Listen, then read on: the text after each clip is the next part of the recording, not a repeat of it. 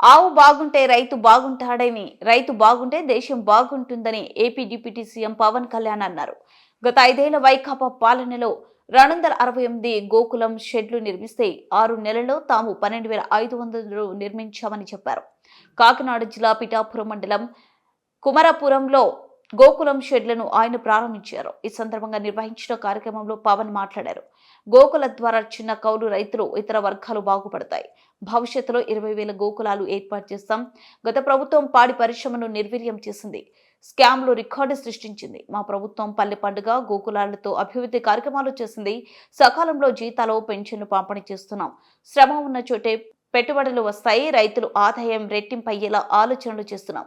NDA Chandrababu నాయకత్వాన్ని నమ్మి వీరంతా ఓట్లు వేశారు.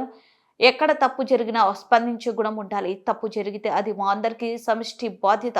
అందుకే తిరుపతి తొక్కిసలాట ఘటనపై స్పందించాను. మనస్ఫూర్తిగా క్షమాపణ కోరా. దాంట్లో భవిష్యత్తు ఎలా ఉంటుందని నేను ఎప్పుడు పెట్టుకోలే. లెక్కలు లేవు నాకు. లెక్కలు పెట్టుకొని ఏమీ చేయను. ఈరోజు మీరు చూశారు, 70 సంవత్సరాల పైచిలుకు మన స్వాతంత్రం వచ్చిన తర్వాత డోలీలతోటి కొండ ప్రాంతాల నుంచి ఇంకా గిరిజన ప్రజలు కొంతమంది, కొన్ని గ్రామాలు, ప్రత్యేకించి చెప్పాలంటే 400 కుగ్రామాలు, 419 కుగ్రామాలు డోలీలు కట్టుకొని ఇంకా ప్రజలు అవస్థ పడుతున్న పరిస్థితుల్లో నిధులు లేవు. గత ప్రభుత్వం ఇష్టానుసారంగా టాయిలెట్లకి 2 కోట్లు 3 కోట్లు ఖర్చు పెట్టుకున్నారు. బాత్రూమ్స్కి 500 కోట్లు పెట్టి ప్యాలెస్లు కట్టుకున్నారు.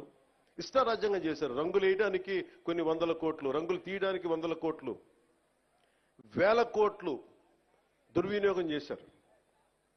ఇలాంటి పరిస్థితుల్లో, డబ్బు రాని పరిస్థితుల్లో కూడా, డబ్బులు లేని కటకట అంటున్న పరిస్థితుల్లో కూడా గౌరవ ముఖ్యమంత్రి గారి దృష్టికి, నారా చంద్రబాబు నాయుడు గారికి దృష్టికి తీసుకెళ్తే నేను చెప్పాను, ఇట్లా ఇబ్బందిగా ఉన్నాయి సార్ అక్కడ, పాపం చాలా కష్టంగా ఉందంటే ఆయన పెద్ద మనసుతోటి ఒక 39 కోట్లు శాంక్షన్ చేశారు.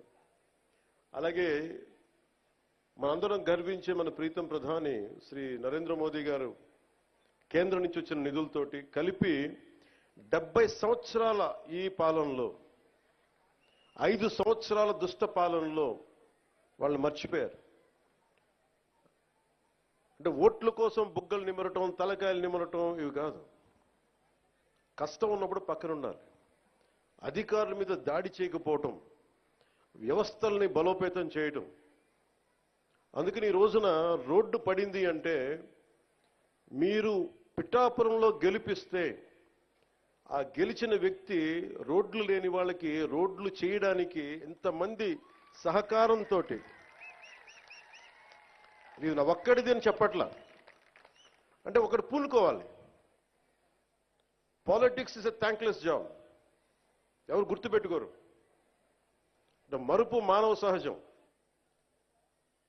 ఇన్ని కోట్ల డబ్బు ఉంటుంది సినిమాల్లో, ఇవన్నీ వదులుకొని ఎందుకురా సుఖానం ఉన్న ప్రాణం దుఃఖాన్ని పెట్టుకుంటాం మా అమ్మ అంటా ఉంటుంది. నాకు ఎప్పుడు దుఃఖం అనిపించలేదు, నాకు చాలా సంతోషం అనిపించింది. చెప్పులు లేకుండా మట్టిలో నడిస్తే, రోడ్లు బహిర్భూమి అంతా నిండిపోయి మలమూత్రాదాలతో నిండిపోయి అలాంటి